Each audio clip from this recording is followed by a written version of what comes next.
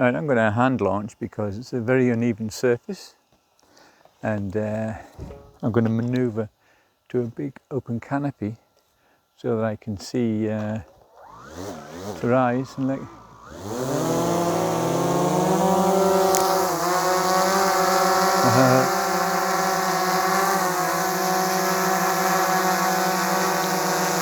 I'll turn you around, it's noisy.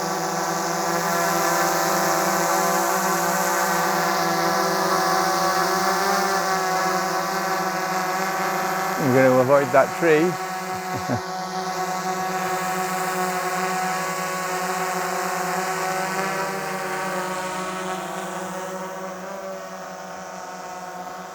Only got one hand. Oh no. It's just starting to rain. Spot of rain. I've got a Specialised instrument on my head. It's a very expensive rain detector. It's called a bald head. And it stopped. It was just a drizzle.